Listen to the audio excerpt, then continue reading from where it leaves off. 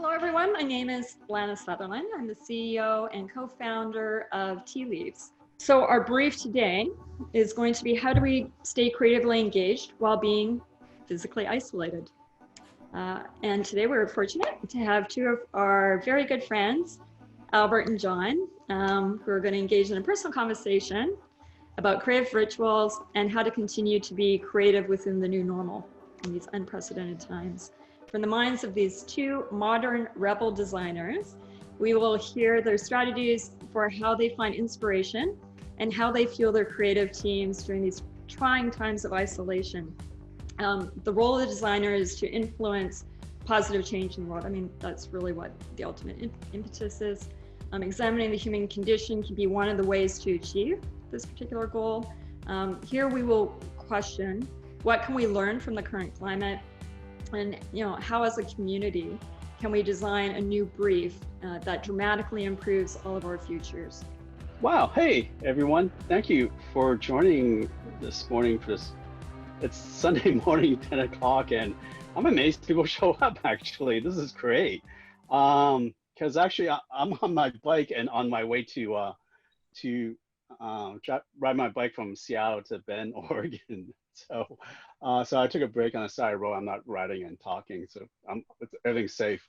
So it's a great opportunity, and thank you, Lena. Thank you, John.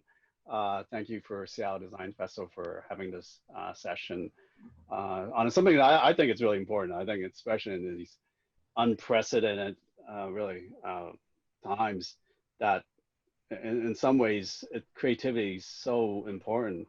It's such a challenging time. And I think maybe for me now, creativity, it's about adapting and how you adapt to the change in environment and change in the way we work, the way we connect. I think we're finding new ways to be creative, which is really adapting to new situation, finding new processes, new connections, new modes of connection that literally, I don't think any of us were on virtual Zoom calls for Seattle Design Festival last year.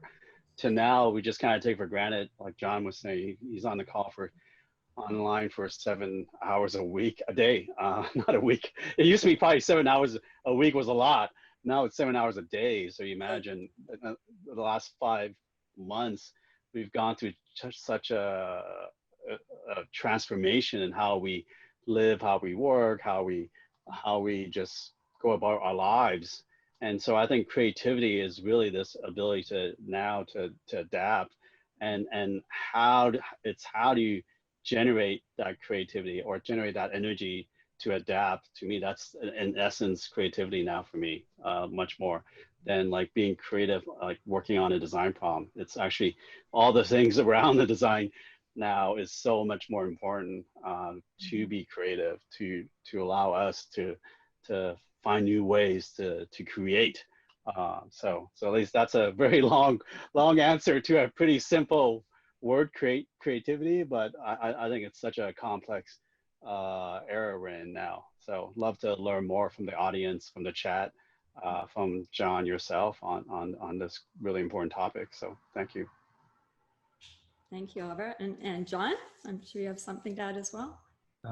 Yeah, well, hi, everybody. And what's interesting about creativity for me is the fact that I believe that you're born creative and it's intrinsically part of how you are, because creativity is actually problem solving. And that can be problem solving in design. It can be problem solving when you're putting the next color on your canvas, or it can be problem solving when you're making a song. It can be problem solving when you're making a new company and you're thinking about what happens next.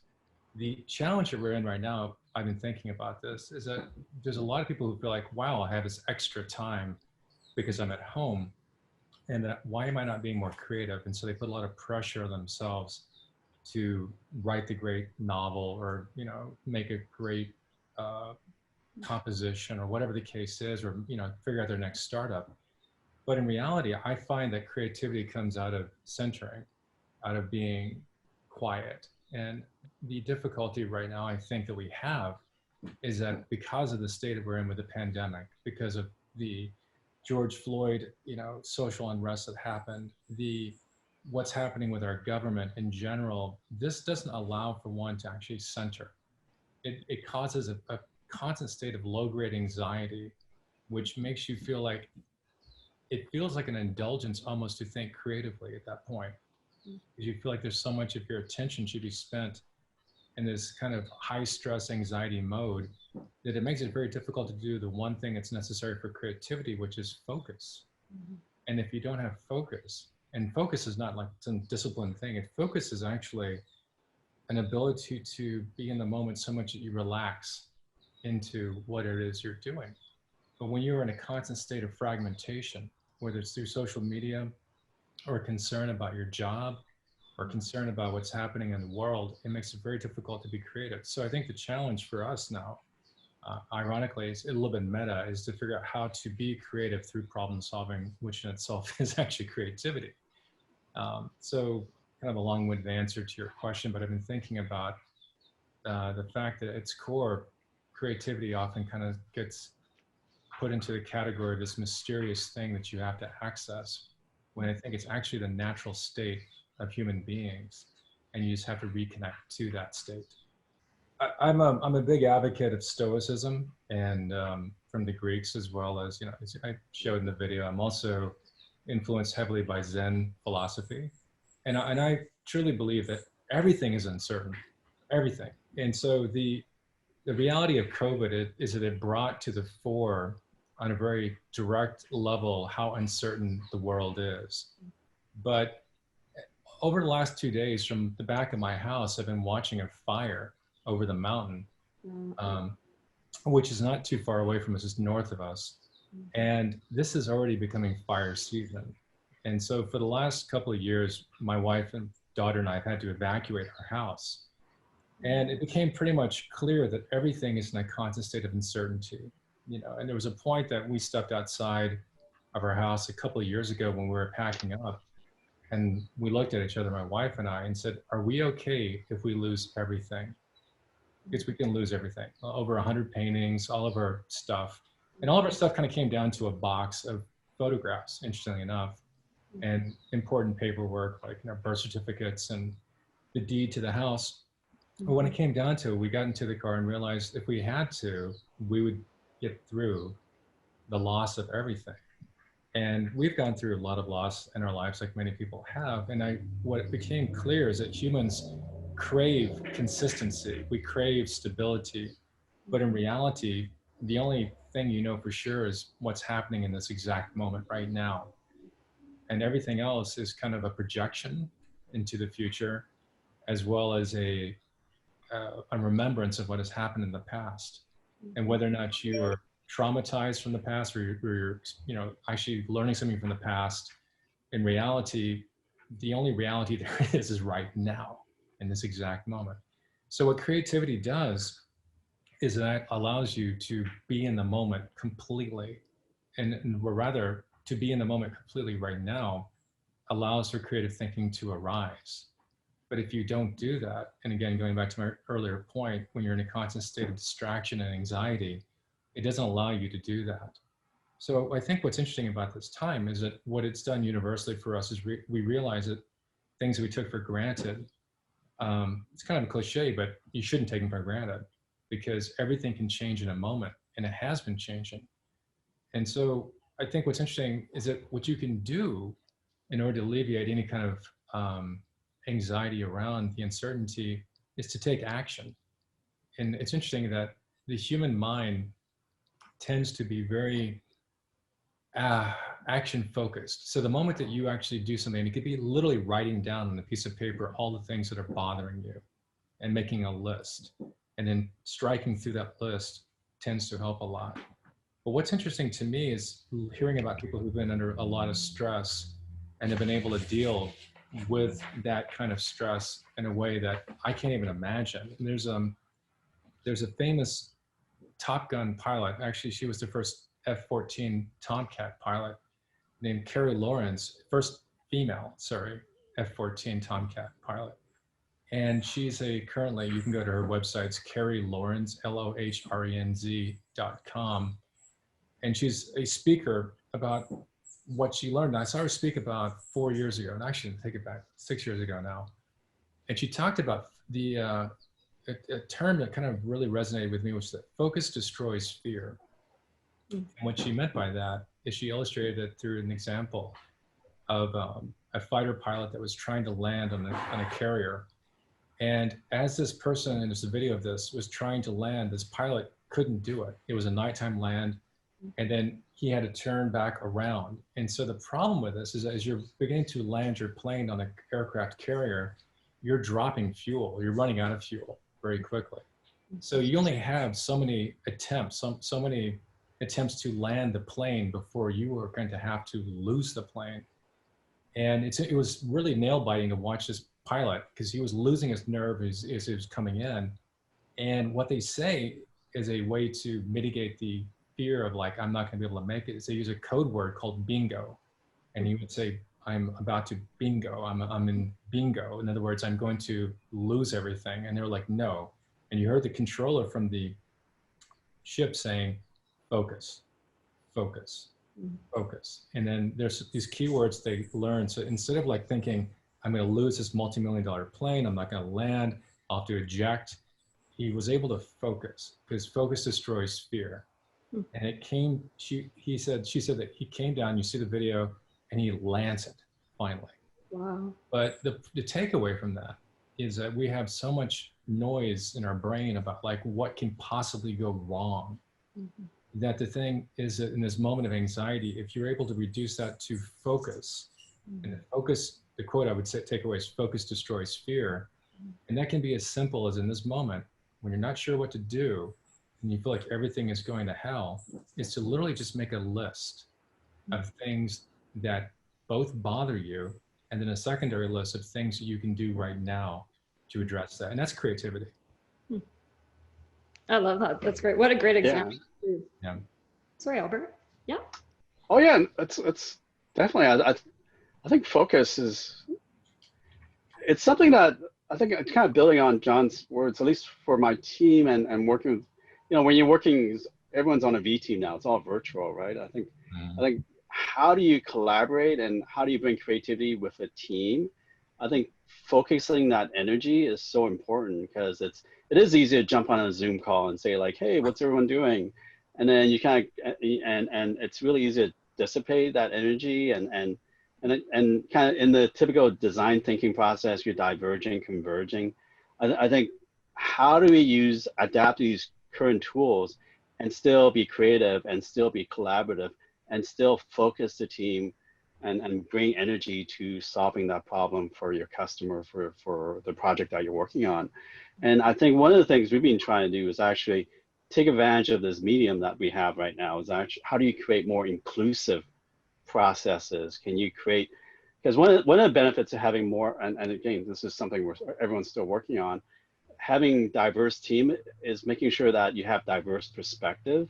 So you need people to bring their views into the work, and using Zoom, using meetings, Skype, Teams, all these tools, whatever digital tools you use, how do you make sure people participate? Which I think having chat, being able to kind of share your screen, like I think actually the mediums actually made it easier so that you can have larger meetings. And the other part of inclusion we've been really trying to focus on is, you know, we work with teams around the world. So we have teams in India, China, different parts of the United States. No longer do you need to be like, hey, everyone needs to be in Seattle to have this meeting.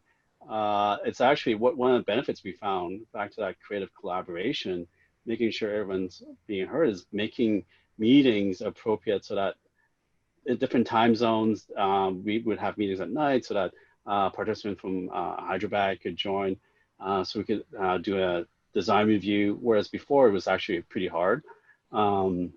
We would actually have to fly every quarter to China and India. Now you don't have to do that anymore. So I think actually in some ways it's made it harder to be creative, but it's also, I think there are some benefits or ways we've adapted that made our meetings, our creativity process to problem solve together more effective. So maybe that's something for all of us to think more about. How can we be creative and continue to work collaboratively to bring that focus into our work using these digital tools, these different means of communication. So, yeah, Great.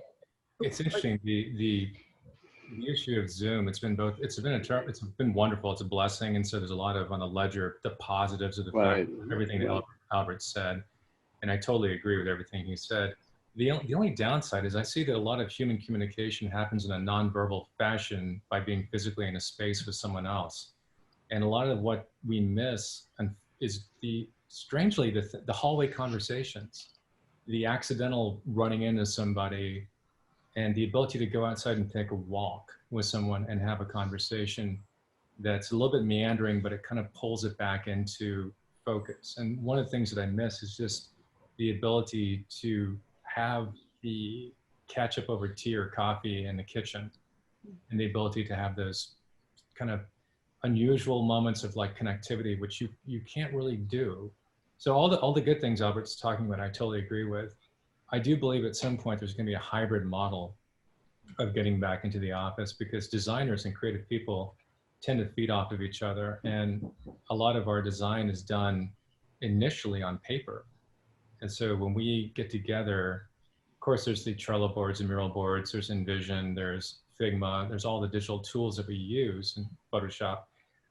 But in terms of actually getting the initial idea done, there's an interesting thing about actually being in a room with someone, having honestly food present and drinks present, and the ability to take Post-it notes or drawings and then break down a problem visually together.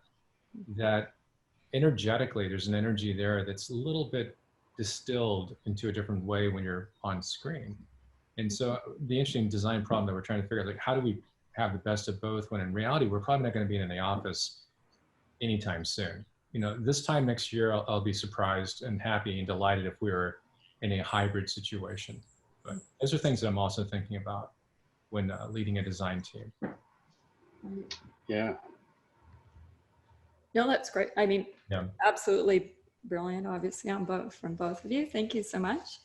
Yeah, and just thinking about, I guess, last thing you said, John, about it's almost like breaking it down into the parts from the whole, like the synergy of the whole, like in other words, of that ecosystem when everybody's together, and the food and the drinks and the random runnings in versus, now it's sort of we're all in disparate locations, and, you lose those connections and that synergy, that flow.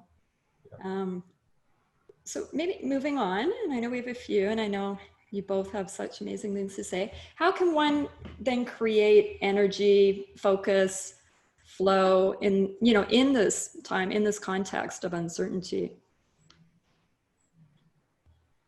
I'm sorry, Albert, you may jump in, or do you want to? No, go for it. I'm processing. That's a good question.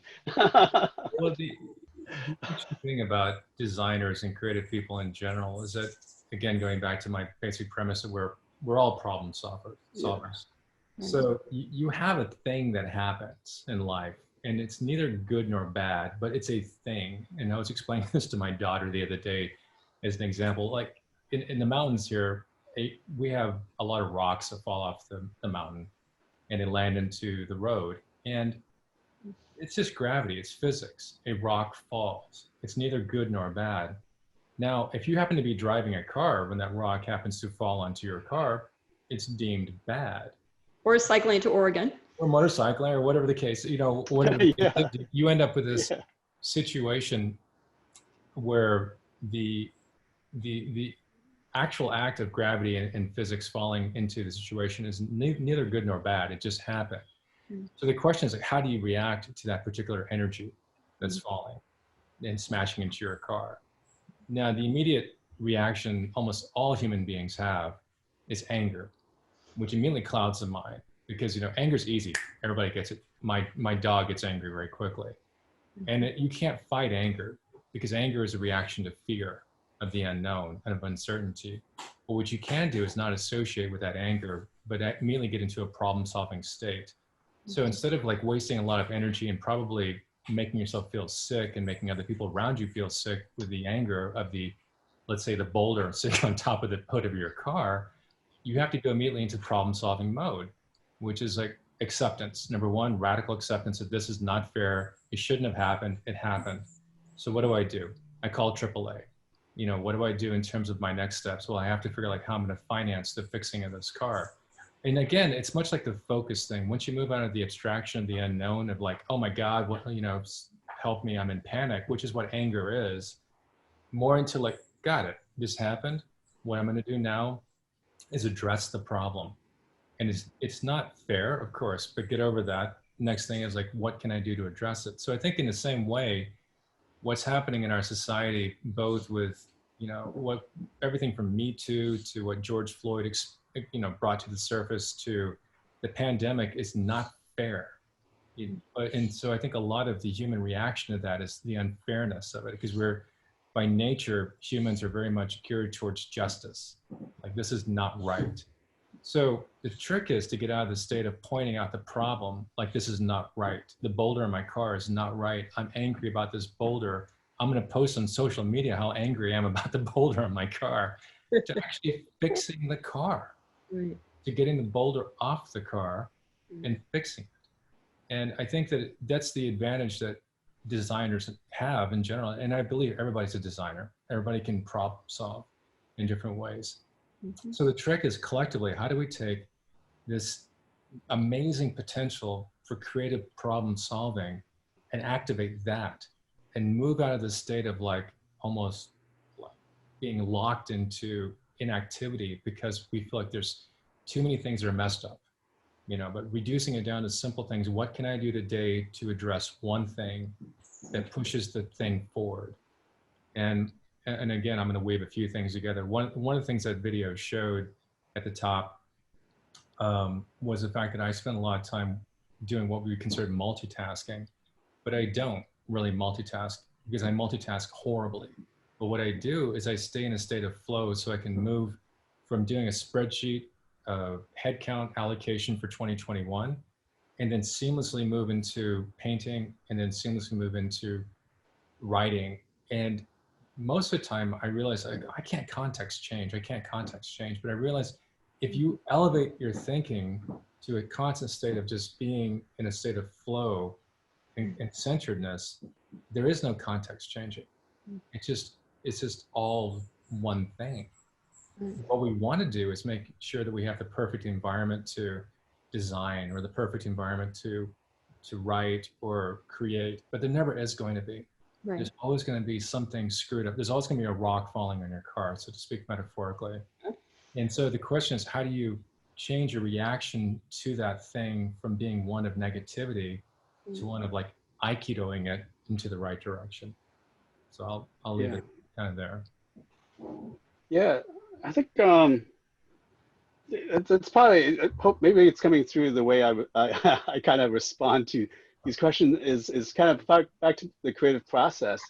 I actually use this. I share this with the team.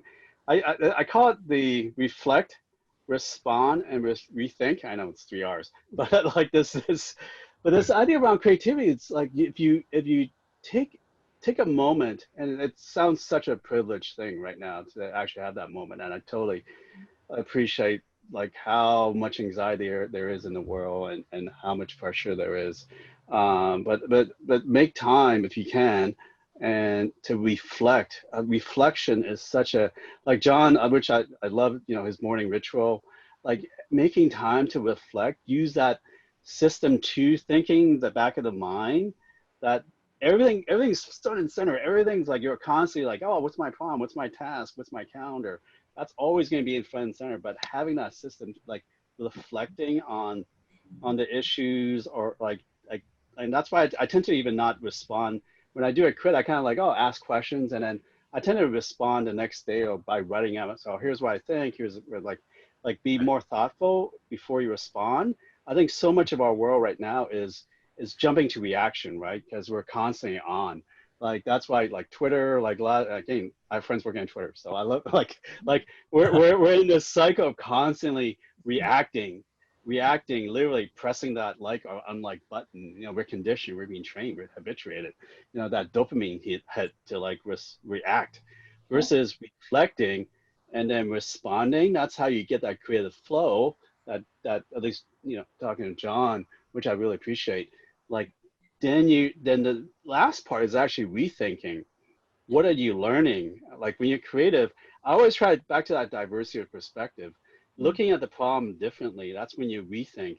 That's when I think designers, one of the amazing things is actually being able to see patterns, being able to connect the dots. Like, wow, no one else can actually see those patterns except when you actually have that ability to think creatively, to look at things differently, then you see a new pattern emerge.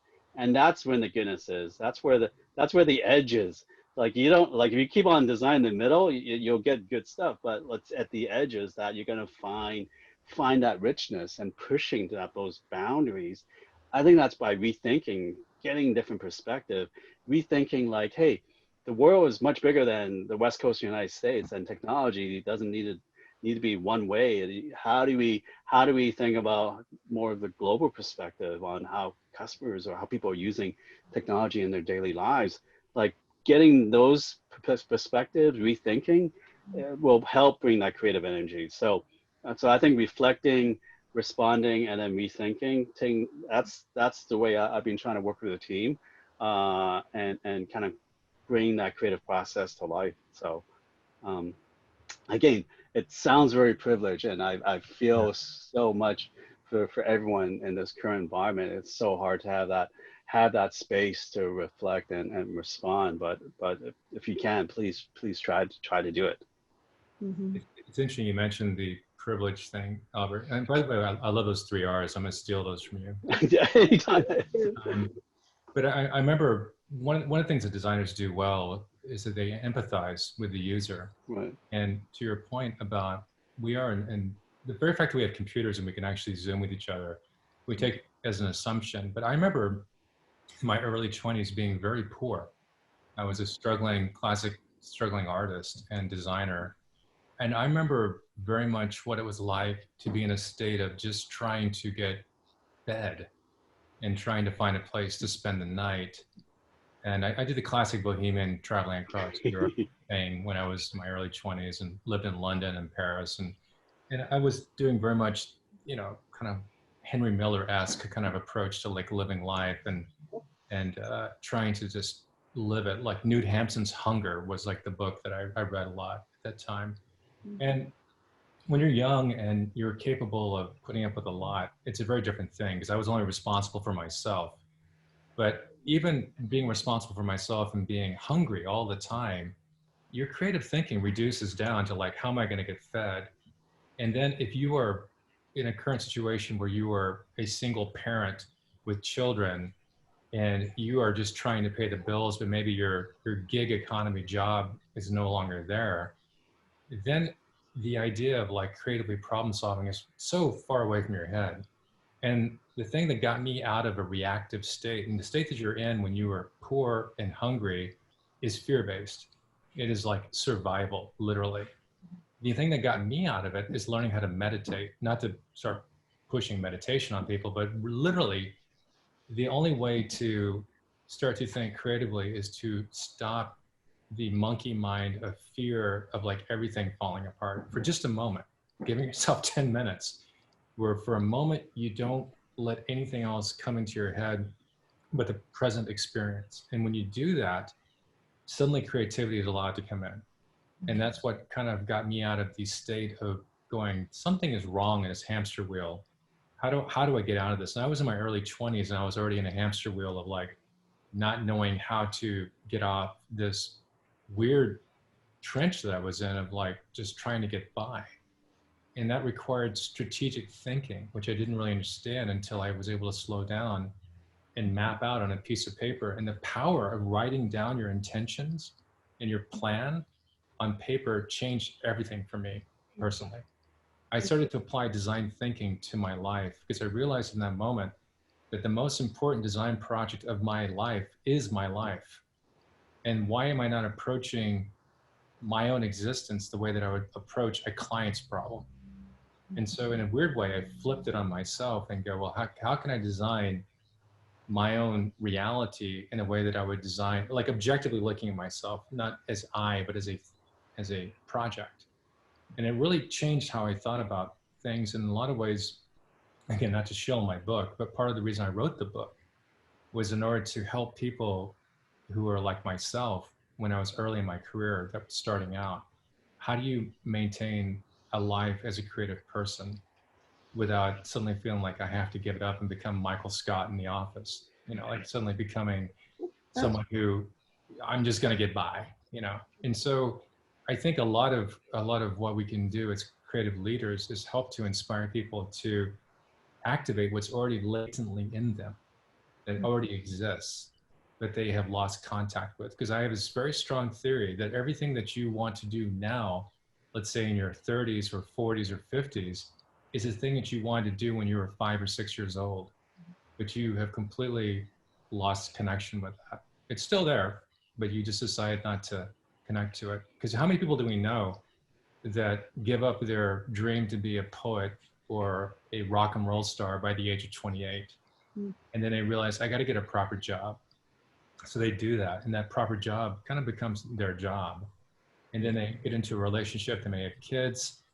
And the reason why I think so many people have their midlife crisis around 40 is that they suddenly realize that they've done all these things to survive and they've gotten these titles, but they don't know what it is they connect to anymore.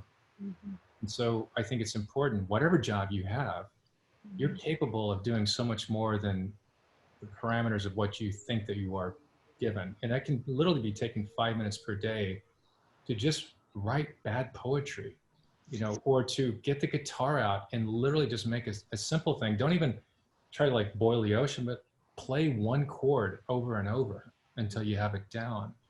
But the addition every day of that is incredible. And one example I'll give, and Albert, I'll shut up in 1 second, but I was reading about Ruth Asawa, who is a famous Japanese American artist who was interned in the internment camps during World War II.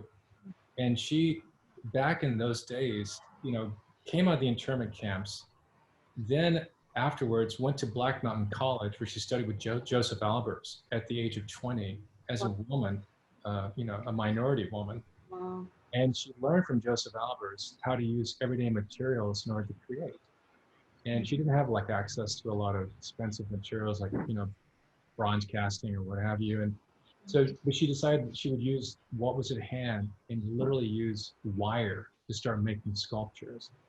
And Ruth Ozawa continued to do that, got married, built an art career, and had 6 children. So she was an artist and had 6 children, a woman of color, and doing all this at the same time in a period of time when it was very unusual for any women to be doing art the level she was doing. And recently the USPS actually made a stamp for her, which was pretty extraordinary. But the thing is that she said, and I wrote about this in an essay I wrote recently that struck with me, is her son said that she talked about the importance of time and the importance of taking 5 minutes here, 10 minutes there, to just do something that was towards the goal, whatever that goal is. And you can imagine that, I'm sure she was spinning so many plates between being a mother, a wife, an artist, and she was still able to produce an enormous amount of work. So whenever I feel badly about my time situation, I think about her, and I think about the fact that you can have a huge amount of compound interest off of doing little bits every day consistently. So anyway, that's what I think you can do to create energy regarding creativity. Yeah, actually, that reminds me that part about like it'd be interesting to talk more about like the philosophy of ikigai, like this idea of having a purpose, and vocation. I think that purpose, I never really made that connection. Actually, even for me, it's like generating that purpose. That's where the creativity comes in. I think that's, if you have that purpose, that focus, like that sense of like belief, like I'm going to be at the best at something, or I'm going to solve this issue, or this is something that I'm going to focus my life energy into. That, and then if you could create a vocation around that, that's the ikigai balance, I guess. Like absolutely. Don't you feel like most people have an existential state of feeling like they're getting a paycheck, but they don't really believe in the work that they're doing? Right. That's the disconnect, right? Back to ikigai. Like you should have a purpose. And by the way, if you need to make money, and you got to do whatever you got to do. Right. Again, yeah. But it doesn't preclude the fact that you can't have purpose in your own life by doing something which is bigger than what you do for a living. And I'm very lucky. I love my job. I love the company I work at, but a lot of people don't have that alignment, you know, and they have a difficult time between the fact that they do something that they do to survive, but it doesn't preclude you from being able to do the thing that ikigai that you were talking about, which is a sense of purpose beyond all that. Like, and the weird thing about this is that once you have that sense of purpose, you will go from like going, oh, I got to get up early to do this, to like, I can't wait to get up early to do this. Right. And the creativity comes, yeah. Comes because then suddenly you move from exhaustion to like, you know, and so as an example, like these very bright paintings that are behind me are being done by me during this period of the pandemic as a way to record my feelings about the pandemic. And so I usually I was going from a state of like going, the malaise and depression about what's going on, to like, no, how can I transform that into something that records it, you know, that becomes a record of it? And to Albert's point, the purpose became the theme of the pandemic. And so the series is called Chushin, which means in Japanese, the center. And there's a square in the middle of all these paintings, which is the center that my wife actually recommended I put into the paintings as a locus or a focus around which the chaos of what's going on comes around. And I realized that at times when it's like 9 o'clock at night, I'd rather just get in front of the TV and watch something. It's much easier to kind of wind down. I'll actually go, I gotta do something here creative. And I go to the painting, and as soon as I lay down one stroke, boom, I'm awake. But what stops you from doing that is the resistance of thinking about it. But if you have the purpose that Albert refers to, then it kind of works you through that problem. You know? Mm-hmm. Before moving on to the next question, thank you both. It made me think, currently I'm in the process of reading In Search of Lost Time. I think it touches on both of maybe what you're talking about by Marcel Proust. Mm-hmm. And I think at some point he makes the comment that, you know, each of us as individuals have a duty to be the person that we're intended to be, so to speak, to share that person with society, that each of us has a duty. So I just thought it was, I don't know, I see a lot of parallelisms between what both of you are saying. So we might have already touched on this. What does the word focus mean to you? And what does it mean to focus on a singular element? Well, I'll jump in while he's reflecting. Yeah, I am reflecting. One of those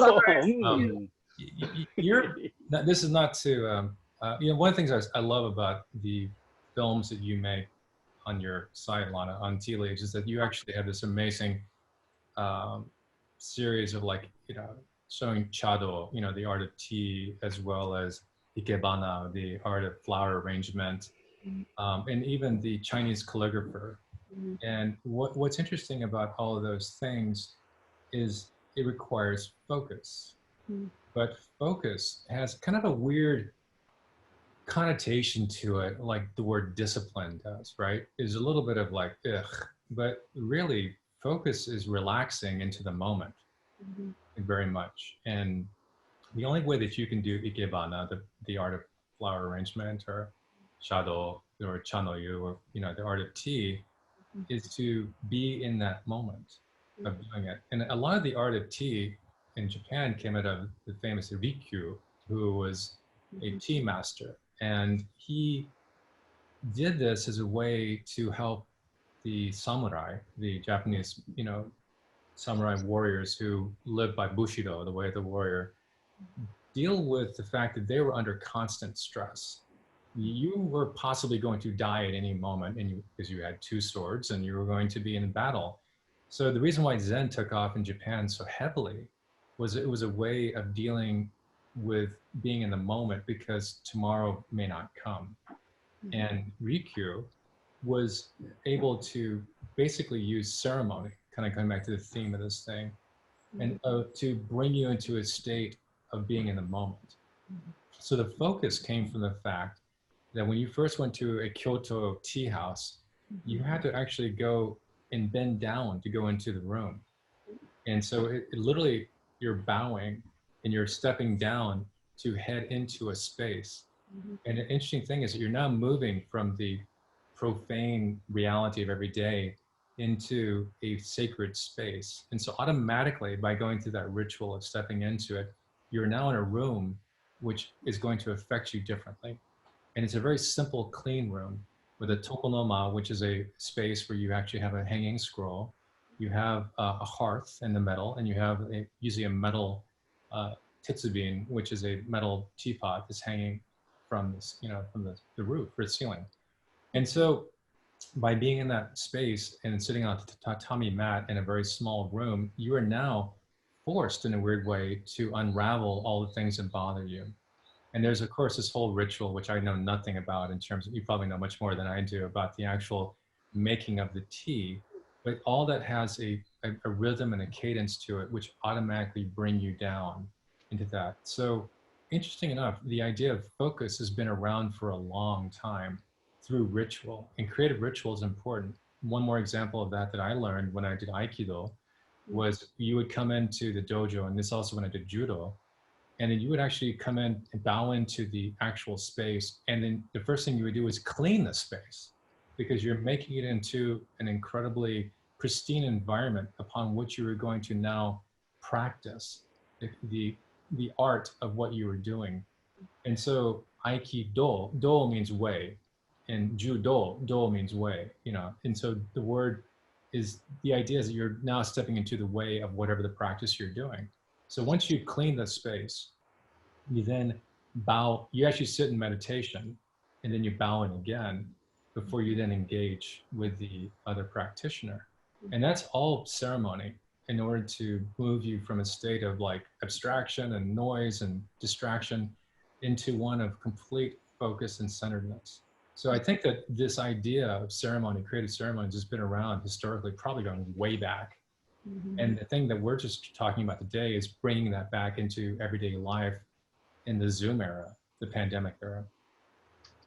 Yeah, actually, that brings a really interesting aspect, which I've been thinking a lot about, especially in this pandemic era. Is this like the chado, the ikebana, like this idea of shokunin, like the artisan, Yeah. the focus to like, hey, it's not 5,000 hours, it's not 1,000 hours, it's not 10,000 hours, it's my lifetime. I'm gonna devote my lifetime to attaining imperfection, which I know will never be achieved. Right. And I'm gonna focus on my craft, and the sense of like, that's such an intense focus. Like you're gonna take away everything from your life, and that's what you can be good at. I think in the digital world, at least in my space that I working in digital space, I'm sure John, that craft, that sense of artisan, like it's so hard to attain because it's so impermanent. Yeah. And I feel like that's actually part of it missing. And I think that's why I do other things outside of the digital world. Like I'm sure painting gives you that sense of craft, that artisanship. Yeah. I think that's another, like, how do we make with our hands? Like that gives you focus too, that in some ways digital mediums don't as much. And it's funny, I was actually, before the pandemic, we were in Japan, and we were touring all these old camera stores in Ginza, and my son was getting into like film cameras, like getting back to like actually developing your own film, like this, that craft. I think that's another way. How do we bring that back into our processes so that we can connect with the craft? I think that's another area I'm really interested in learning, how people are doing that.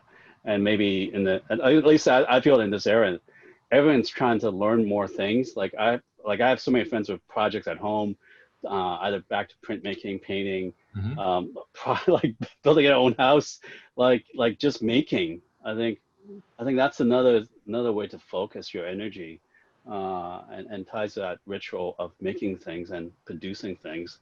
That's how in the act of making, that's when your creativity comes together. And that's where energy comes from. So I think it's why there's been so many sourdough loaves being made. Yeah, exactly. Yeah. So look up Shukanen. Like I just amazed, like just that it's so inspiring. Like all the artisan, all the crafts in around the world, like in Japan especially. friend of mine who I met named Tina Koyama. She was at Twitter, and she was on a South by Southwest panel with myself a few years ago. But she's interesting. She's Swiss Japanese, and she and her husband, who's also half Japanese, and their 2 kids moved to Kyoto last year. And they have a website called Pieces of Japan. And they have a thing called POJ Studio. But if you look up piecesofjapan.com or just Google it, what they've done is they decided to go and look at all the crafts in Japan that are beginning to disappear.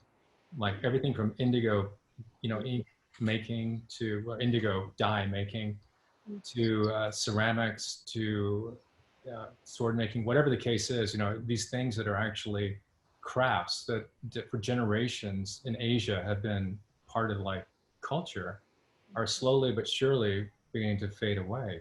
And I think it's interesting because she said in a tweet once, that doing this was a big risk, but she feels so much more fulfilled in a way because there's this feeling of connection to people who are actually making physical things.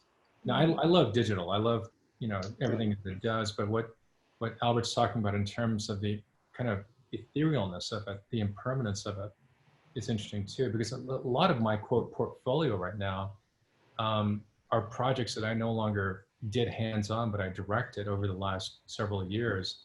And if I go back to the websites that I did, I have to use the Wayback Machine, like in order to find those images because they no longer exist.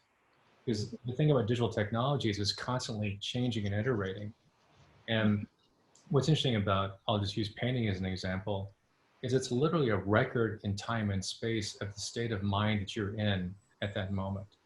So when you were doing it records, like Robert Henry wrote a book called The Art of Creative or something like that. I can't remember the name of it right now, but it's a famous book. It even influenced David Lynch. But if you look at Robert Henry, Henri, and it's not Henri, it's Henry because he was an American. He, I think it's called The Art Spirit.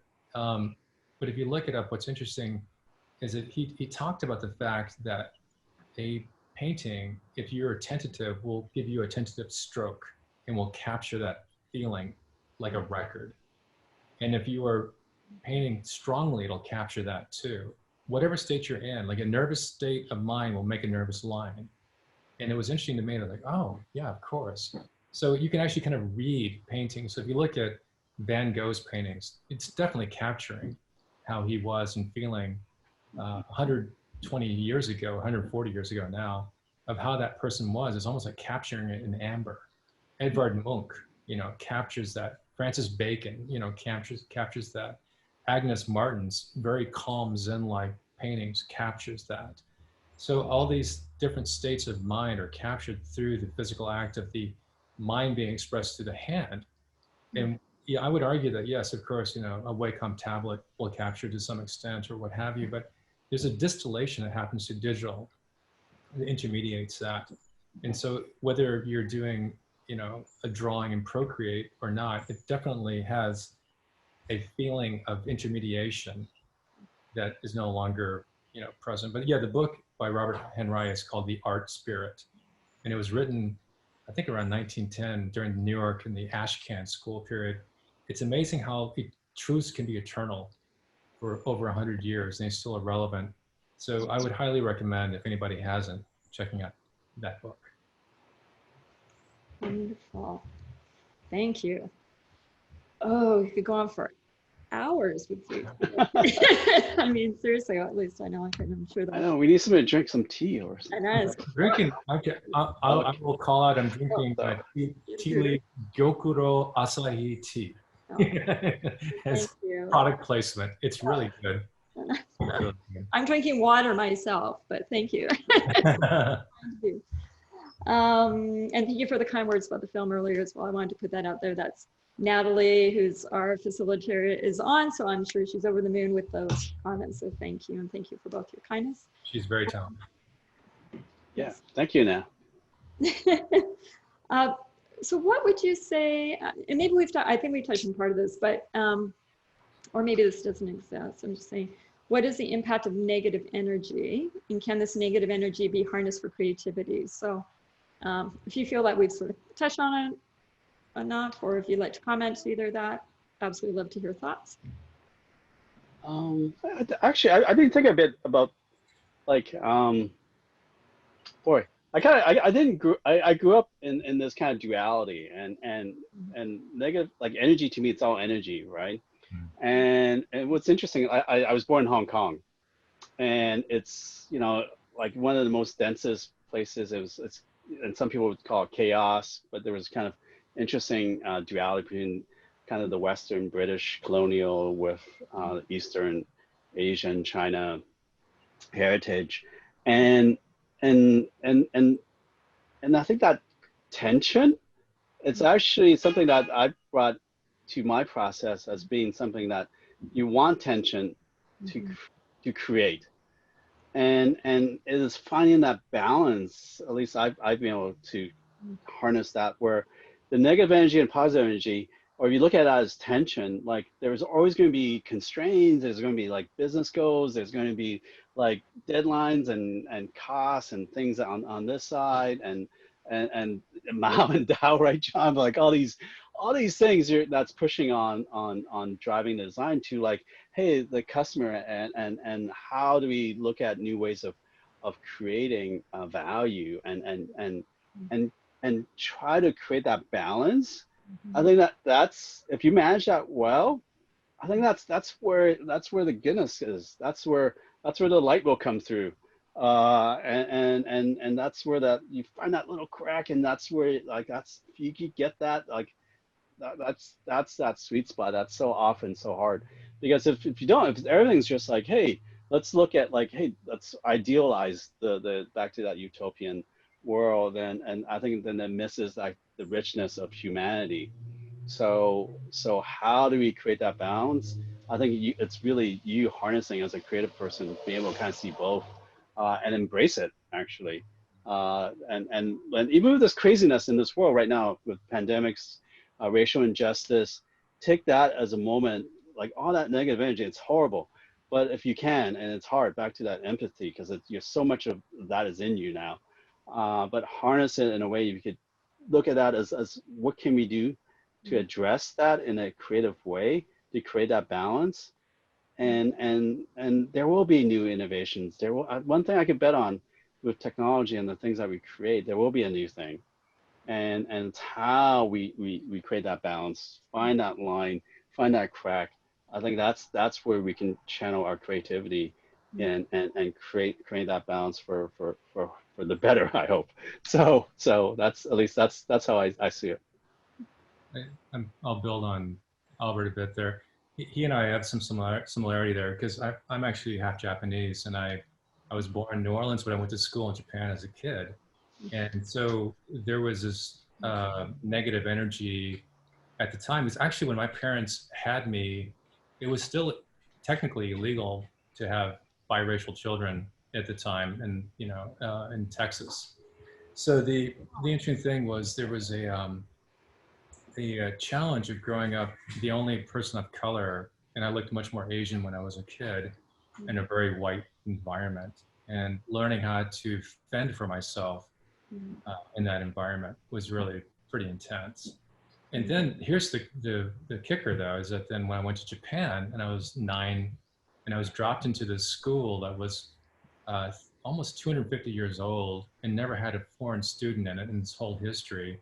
And I showed up with this giant target on my back.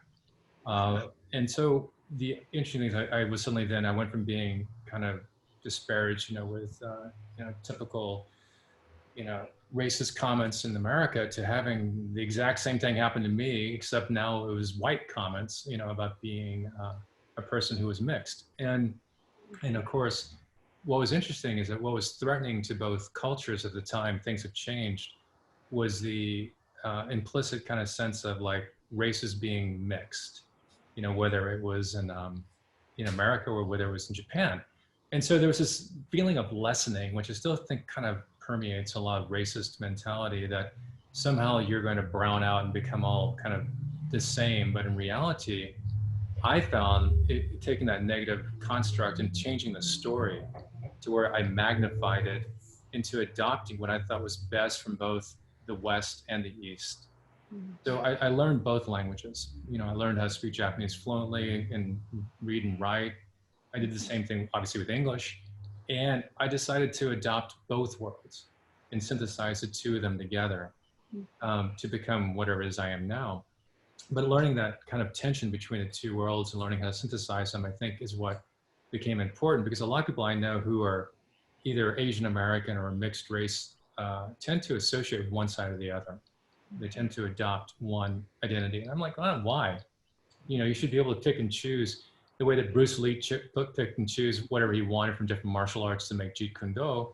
Just make it yours. And what's interesting too is that ultimately human culture is what's important, not the way you look. You know, the physical manifestations of that is one thing that we tend to address. But I've met people in Japan who are blonde and blue-eyed who speak Japanese so much better than I do. You know, and I've met people who are obviously fully Japanese American who don't speak a word of Japanese, and it doesn't matter because it has to do with whether it resonates with you or not. And you know, dynamics, the phenotype of how you are expressed physically changes. My teenage daughter is 6 feet tall, and she's got blonde hair and hazel eyes, and she's a quarter Japanese. So go figure, right? You know, so what I'm saying is that the world is going to become more like that. And what is important is not necessarily the way you look, even though that's a huge part of it. People judge no matter what. We judge ourselves constantly in how we look because we're tribal. But taking the goodness of those cultures and bringing those forward, I think is important. So instead of like having this kind of conservative, like, you know, lock-in mentality, it's being more expansive, allowing for more creative mutation to happen. And increase biodiversity of thought. Exactly. Like you don't want to have monoculture, right? Right. So I think, yeah, I'm just gonna, I think the next one, I mean, can energy be transformed or increased, or is it, oh, I think we're getting low on time, or is it simply shifted to another level or type? And again, we may have touched on this, or if there's anything to add. Well, one thing I would add to that is that, you know, I think there's a lot of, I was saying about this morning, the reality is, I think human beings, and every one of us is capable of much more than we allow ourselves to do because of narratives we put around ourselves and societal narratives or ourselves and what we think we can or not, should not be able to do. And I think there's a lot of tendency to, I was looking at my dog this morning and she sleeps a lot. And the majority of the day she's asleep and she's just trying to find a way to kind of conserve energy, except when there's a squirrel in the yard or if there's a bird and then suddenly, boom, she's up and active. I think humans are a lot like that too. We tend towards things which are panaceas and kind of lower levels of energy, except when we're turned on by something and then we take off. And I think what's interesting for us is that if we have the ability to tap into the chasing the bird thing more than we do, you would probably be able to do much more than you realize. And going back to that thing earlier that Albert was mentioning in terms of purpose, once you have that purpose, the thing that you're chasing gives you energy. It actually doesn't make you exhausted. It actually provides more energy for you to do things. And I think that the more that we're able to take energy that's latent within ourselves and then turn that on, the better. So there's so many reasons why people tend not to do it. They tend to go, well, statistically speaking, I'm not going to be able to get a book published. No one's going to read my book. Or I'm not going to get statistically speaking, venture capital is not going to cover my new company or whatever the thing is. Well, yeah, you're probably going to have a 90% failure rate. And that's totally fine. Keep pushing it forward. You already won the lotto. The chances of you existing are so minuscule already. The fact that you're actually here and we're having this conversation means you've already beat out the odds on so many levels. So why not throw out even more things to see if something happens? So I think that's where the energy comes from, is we tend to be worried about the worst case scenario. And I think it's interesting to kind of flip it and go, what's the best case scenario? And throw that out there. Yeah, and for me, like energy, I look at almost like circles, like different circles. Like there's your inner circle, that's your family, like your loved ones, people around you. and how do you create energy, connect with them. And thankfully, at least for me, like my family is with me, and so we're together, and we could and spend time. We do like and we try to do this like every Friday or Saturday. We do a virtual cooking class with friends, so we all cook the same meal. That's my inner circle, and that's how I kind of reconnect. And people gives you energy. Yeah.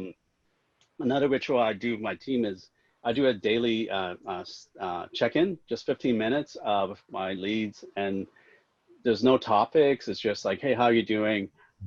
People can ask like questions or pop up like, hey, what's on your Hulu queue? like just right. And so it's really just making that human connection. That's so hard because like that gives me like energy. That's another circle too. With teams like with larger groups, like being able to join a conference, a talk like this. I haven't seen John for physically for a long time, and you're same with you, Lena. Like that gives energy. Doing like finding those sources, so creating these rituals or activities. So even for myself, just pushing myself. So hey, I'm gonna work on a course for this September with School of Visual Art in New York. Just like hey, let's work on something that I could put energy into, so it's not all focused on my day to day. I think that's another way to kind of create energy, get into that flow and be creative. So yeah, definitely think about the different circles in your life, the inner circle, the outer circle, different rings, and how do you create energy in each one. So I love that. That's really cool. I do find that one of the things, if you want to stay creative, be around creative people or connect with creative people, because you tend to, the old saying, like you're the total sum of your 5 closest friends, you know, like in your behavior. The more that you're around extraordinary people and the more you associate people who are trying to achieve good things in life, you tend to mirror that too. So one of the things that I also do is I mentor people, not only within my company, but also students that have just reached out to me and said, hey, can we have a conversation?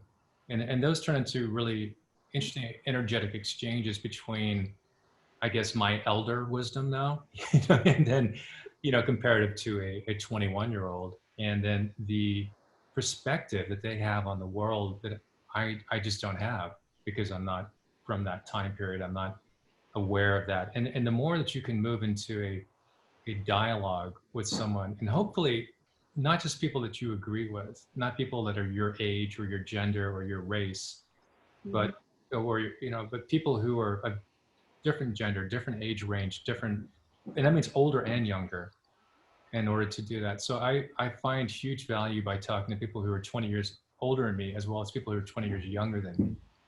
And, yeah, right? actually, have you tried reverse mentoring too, John? Like No, actually have some. Yeah, that's one thing I tried. Like have someone like straight out of school, just like hey, and then they mentor you. like I like that. yeah, and actually it's actually interesting because like just again shifting perspective, having someone that like and like oh here's what I'm thinking with my team or here's what I'm working on, and then getting their thoughts on how they would approach it. It's actually pretty eye opening because in fact we all have also like I have a lot of biases, so like realizing oh actually that's a whole different way of looking at it. So Yeah, it's interesting. Like I think in a way that since I'm mentoring this one young woman right now who's from Stanford, and she's brilliant in her drive and how she does things in a way that I'm always amazed. Like, how did you get that meeting? And she's like, well, I just reached out to that person, and I just was able to do that. And there's a kind of amazing, speaking about energy, the energy of youth and the fact that they haven't gotten their hand, slapped yet, in a way that a lot of people as they get older tend to go, I don't want to go down that route anymore because I'm tired of like not getting it. But in reality, a lot of the energy of youth, and this kind of goes back to the rebellion thing that I was referring to. It's like this, almost this punk ethos of like, I'm just going to do it, which I appreciate, because when you're younger and you have that, you've got nothing to lose. Why not do it? part of the thing that happens as we get older is we tend to have more responsibilities, more stuff, and our risk profile reduces exponentially. The trick is to keep going forward in spite of that. Because again, the thing I was saying about this morning in advance of this meeting is that I think that even in our own private moments, we tend to, there's no one in your head. You can think about anything. You can be as ostentatious and crazy in your head as you ever want to be. And that's what younger people still have. You know, they haven't reduced that. And what's interesting is as we get older, we tend to kind of reduce it and go, oh, I'm getting older. I can't learn a language. I'm too old for that. I can't learn how to do X, Y, and Z. My body's not strong. You're giving yourselves all these reasons for like not doing it versus doing the opposite of like, why not in your head? Go crazy. What if you did X? What if you thought, we don't even allow ourselves to entertain those crazy ideas. And that's primarily the difference between the fact that younger people have that ability to still tap into that excitement of like, why not? You know, versus when you get older, you're like, I don't know, it's a little dangerous. I don't want to do that. So going back to the reverse mentoring thing that Albert's mentioning, that's an interesting, I think I've maybe inadvertently been getting reverse mentored without really realizing that. Great. So I'm going to jump in because we are running out of time, and I know we also have had some questions come in. So just hoping to turn a little bit over the audience unit if that's good for you both. And thank you for that. And I think that was great. Oh, sorry, Albert. Oh, is this the rapid fire round? Like. That's right. Now we get into the hard. Exactly. Just be present, just be in the moment and reflect. All those 3 R's. Okay. So I have one here. It says, love the morning ritual concept. Building on that, how can we create morning rituals to brew creativity? And then there's an A part. What are some of your favorite rituals from past history that you've carried into your day-to-day life? So I think Yeah, I think we covered quite a few. Yeah, I was gonna say we might have covered a fair number of that. We can move on to, I can move on to the next one if you feel that's fairly, I think maybe we did. Yeah, John, you want to add to that? Like, I think we covered that a lot. The biggest thing for creativity in the morning, just FYI, and the reason why I'm an advocate in the morning is simply because don't check email, don't check your social media, don't check your phone. And one of the greatest things that I read about a ritual that Neil Gaiman, the writer, does is that he says that when he writes, he'll go outside, sit down, and he has one rule. Either he writes or he does nothing, but he can't draw, he can't look at his computer, he can't do anything else. It's either you do something when you're writing or you do nothing. And then ultimately, after about 10 minutes, you get bored, so your mind automatically starts just to do it. So the trick is, as a ritual, allow yourself the least amount of distraction possible. That was a great addition. Thanks for that, John. So I'll move on to another one. We are only really working from home for a few months. What happens in the depths of the winter to have practices and rituals that create creativity? I live in LA. It's not fair. Okay, fair enough. Your winter might be a little different. 32 and sunny. So I've heard of this thing called snow. Yeah, like I grew up in Winnipeg, so I'm used to like dark winter pig. So, yeah. So also, yeah, embrace the suck. I guess that's the like get out. Like try to get out. Even like I know it's hard. Like in Seattle, it gets gray and get out and embrace the weather, the climate. Like it's so like getting connected with nature. Actually, I do appreciate having seasons. Like, and maybe John, like I think I think like so much of at least the design I look at, it's like that seasonal change, like colors and materiality of the world, like even the light changes in a different season. Embracing that in your process and using that, I think you do have to embrace the nature and take advantage of it where you are, and again that ritual, getting outside, even going for a walk, having that separation from the so connected in digital world, like taking those moments of non-digital and being out in the natural world in some sense. I think that's so important, even in the depths of winter. And I know it is hard, even in Seattle, and growing up in cold, dark places. But I think a lot of that's creativity comes out of cold, dark places, though. I mean, yeah, interesting enough, like the great literature of, I don't know, Samuel Beckett came out of Ireland, and Shakespeare came out of yeah, the UK, and yeah, German, Russian, Norwegian writers, as well as in China, yeah, came out of the harsher climes in reality. right, Because when you're in Hawaii, who wants to do? I'm going to be on the right, right, right. So I think there's both the ability to take it to your advantage, to where in an interesting way, you're incubating during that period when it's cold and wet. And my wife points out that there's a rhythm that humans follow, which is much like the seasons that Albert's talking about. In a lot of ways, you can store up a lot of creative energy, just keep it kind of energetically lower during the winter time as you're writing ideas down.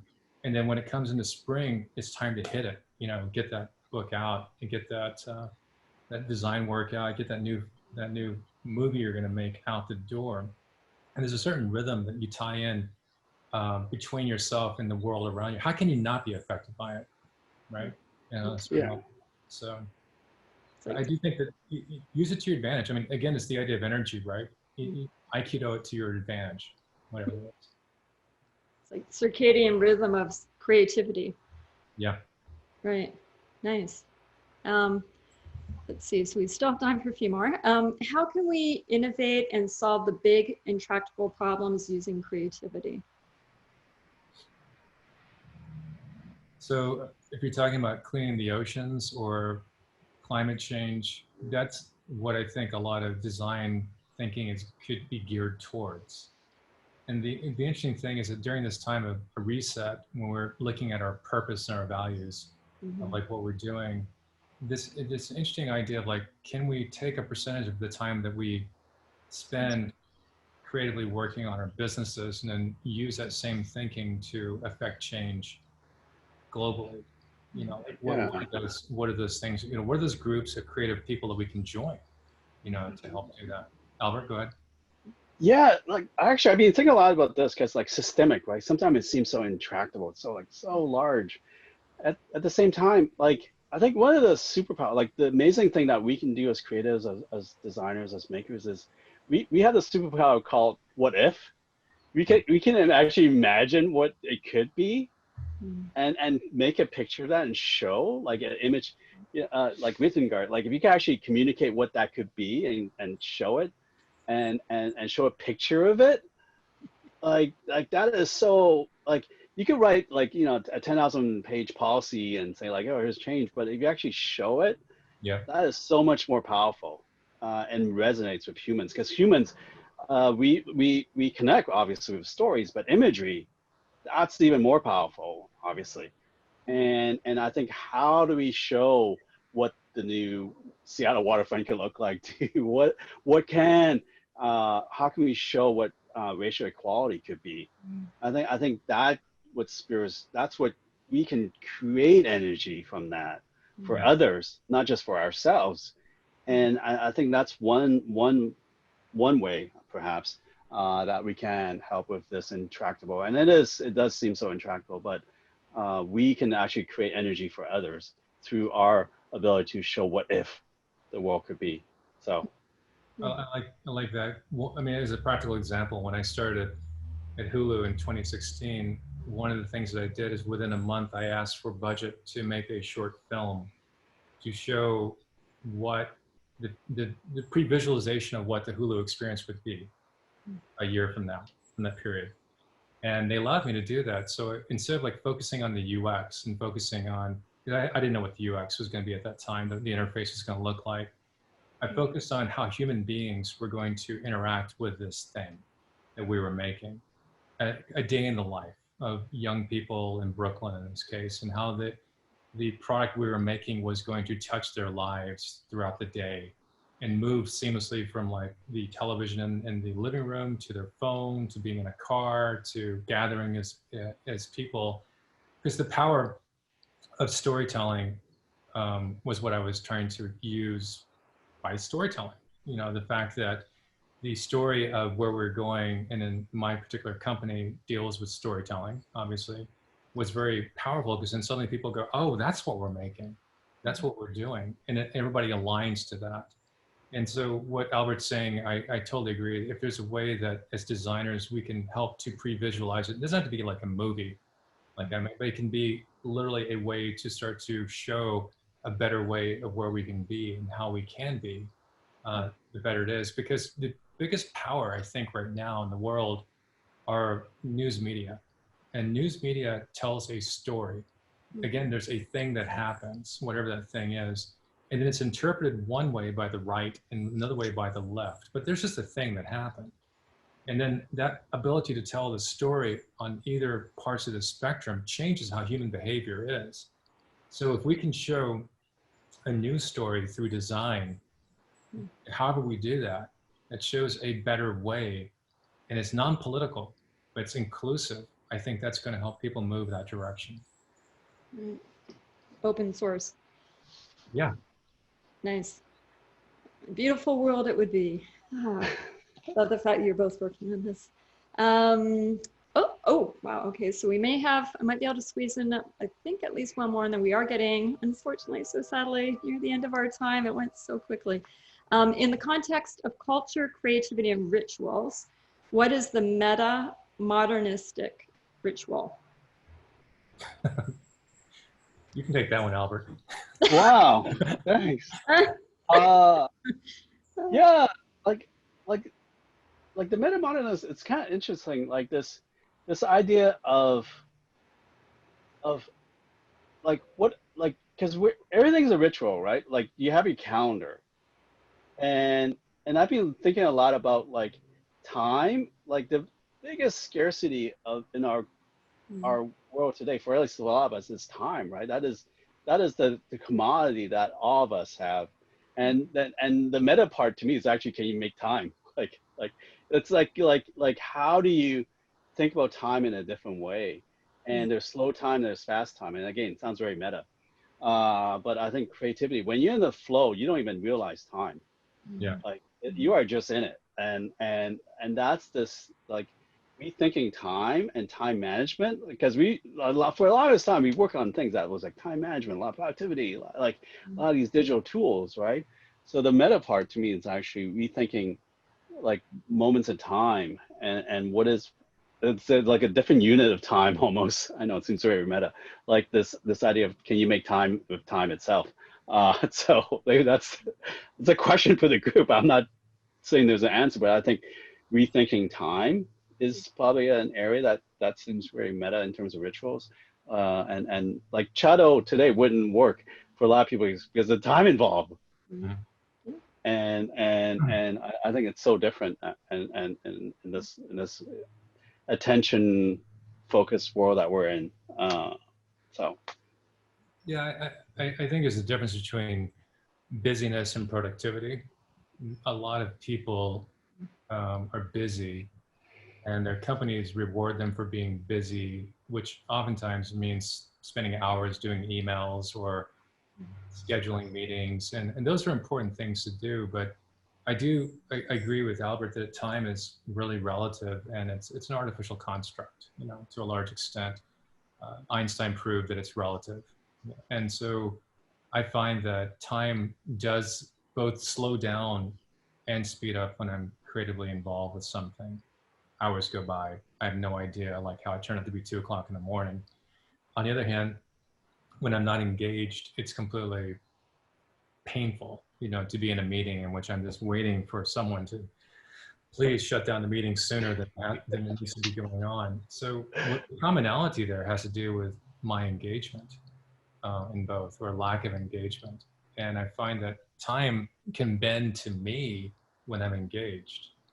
I tend to be a slave to time when I'm not engaged with things that I have to do, or I don't want to do the thing I have to do.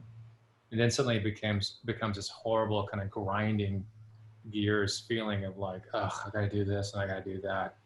But again, if I reduce time back to like, I'm just in the moment right now, and in this moment, I can control what I'm feeling and what is going on around me, Right. then the anxiety of time slows down a bit. So unfortunately, we've run out of time, which I'm not surprised. I knew that was going to happen with the two of you, honestly.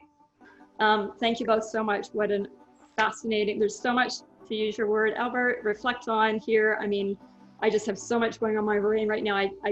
I think it all won't come to hit me till tomorrow at some point where I'll really be able to digest it all. So thank you so much. Can't say enough thank you and gratitude on behalf of everyone.